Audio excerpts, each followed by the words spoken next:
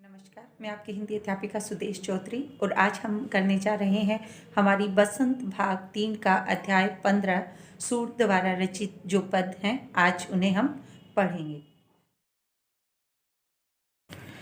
आज हम पढ़ रहे हैं हमारी बसंत भाग 3 का पाठ 15 जो है सूरदास के पद।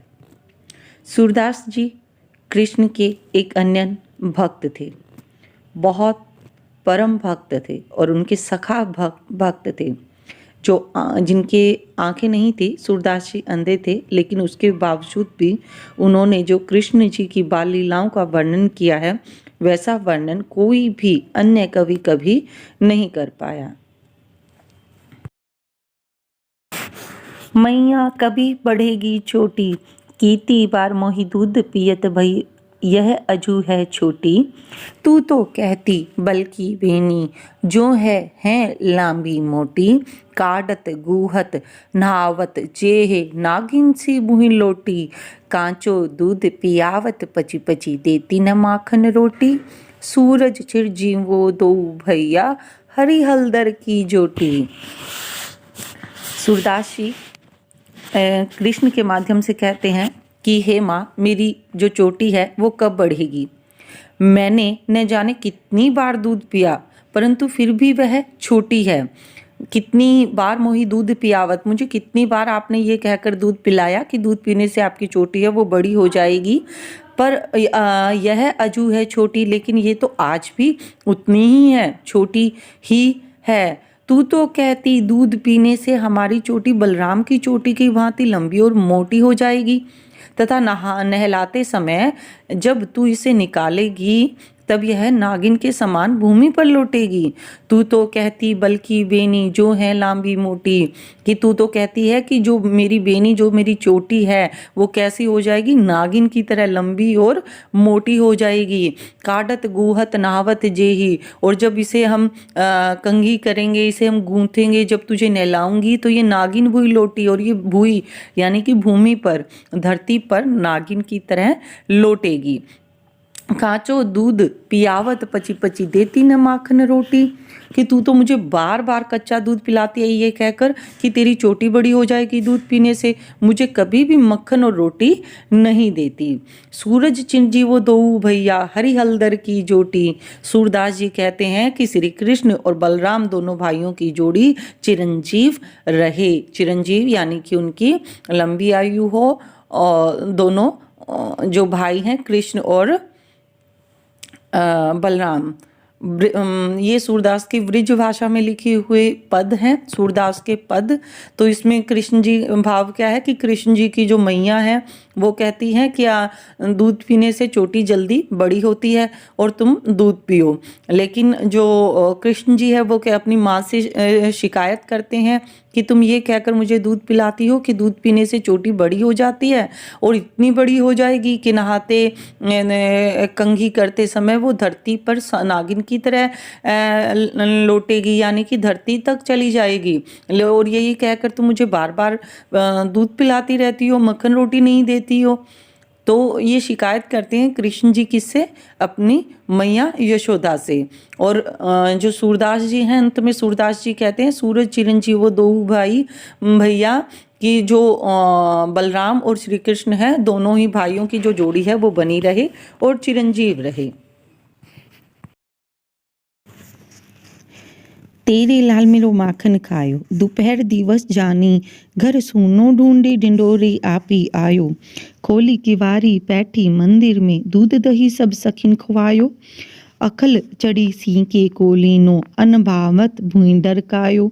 दिन प्रीति हानि होती गोरस की, यह डोटा कोने ढंगलायो। सूर श्याम को हटिक न राखे, तेही पुत अनोखो जायो। यहाँ पर जो ग्वालिन है वो माता यशोदा से कृष्ण की शिकायत करते हुए कहती हैं कि तेरे लाल मेरो माखन खायो, कि जो तेरा लाल है वो मेरे घर में क्या हो गया, मेरे घर से माखन, उसने मेरा जो माखन है वो खा लिया। दोपहर दिवस जानी, घर सूनो ढूंढी, कि दोपहर के समय में उसने देखा कि घर बिल्कुल सूना है, जो कोई यहाँ पर नहीं है। ढिंडोरी आप ही आयो, और ऐसे घर में ढूंढकर वो अंदर ही, जहाँ घर सूना दिखाई दिया वो अंदर घुस गया। खोली किवारी बैठी मंदिर में, और दरवाज़ा खोलकर वो मंदिर यानी कि घर कि वो घर के अंदर घुस गया। दूध दही सब सखिन खवायो, और जो दूध दही घर पर था वो सब उसने अपने मित्रों को भी खिला दिया। अखल चढ़ी यानी कि चारपाई, चारपाई पर चढ़कर सिंके को लीनो, जो लोहे का बना हुआ था जिसको छत से टांग दिया जाता है, और कृष्ण से बचाने के लिए जो या जानवर से बचाने के लिए दूध दही को उसके ऊपर टांग दिया जाता था, छत से लटका दिया जाता था सीके के अंदर रखकर। तो उसी के लिए कहा गया है कि अलग चढ़ी चारपाई पर चढ़कर सींके को लीनो, जो शिंका है उसको क्या किया उसने, श्री कृष्ण ने पकड़ लिया। अनभावत भूमि में ढरकायो, और अनभावत जो उसको भाया नहीं यानी जो उसे खाया नहीं गया, वो उसे क्या किया, भूमि यानी धरती पर ढरकाया, गिरा दिया। दिन प्रीति हानि होती गोरस की। अब ग्वालिन कहती है कि हर रोज जो कृष्ण इस तरह से हमारा दूध माखन खा जाता है उससे हमें बहुत ही क्या हो रहा है, हर रोज हानि होती है। इसमें फिर कहती है कि यह टोडा कोने ढंग लायो, टोडा होता है लड़का, कि आपने इस लड़के को कोई भी जो है ढंग नहीं सिखाया। किसके लिए कहती हैं, श्री कृष्ण के लिए। कौन कहती है, ग्वालिन कहती है। ग्वालिन कहती है कि आपने इसे कोई भी ढंग नहीं सिखाया है लड़के को, अपने लड़के को। सूर श्याम को हटिक न राखे, ते ही पूतनो खो जायो। यहाँ पर सूरदास जी मना करने के भाव से कहते हैं कि ते ही ग्वालिन के माध्यम से कहते हैं कि तुमने इसको मतलब ढंग को किसी प्रकार का कोई ढंग नहीं सिखाया है भाई, इसको हट के बनाया है दूसरे जो बच्चों से, ये हट कर है। ते ही पूत अनोखो जाए, और तुमने ही क्या किया है यशोदा कि तुम्हारा पुत्र बहुत ही अनोखा है, अलग है, बाकी बच्चे ऐसा नहीं करते हैं, बस श्री कृष्ण है वही ऐसा करते हैं। तो इसमें जो ग्वालिन है वो माता यशोदा से श्री कृष्ण की क्या करती हैं, शिकायत करती हैं। तो ये थे हमारे सूरदास द्वारा रचित सूर के पद, जिसमें श्री कृष्ण की बाल लीलाओं का बड़ा ही अच्छा वर्णन किया गया है। जो चोटी के लिए कहते हैं श्री कृष्ण, वो भी मतलब हम देखते हैं कि जो छोटे बच्चे उनको दूध पिलाने के लिए तरह तरह के हम काम करते हैं कि ऐसा पीने से आपका शरीर बनेगा, आप ताकतवर बनोगे, ऐसे बन जाओगे, तभी वो दूध पीते। तो उसी तरह से सारी बाल लीलाओं का वर्णन किया गया है। जो माता यशोदा है वह भी कृष्ण को दूध पिलाने के लिए कहती हैं कि आपकी जो चोटी है वो बड़ी हो जाएगी, और श्री कृष्ण को क्या नहीं देती, मक्खन रोटी ना देकर उसको बहुत सारा दूध पिलाने का प्रयास करती हैं।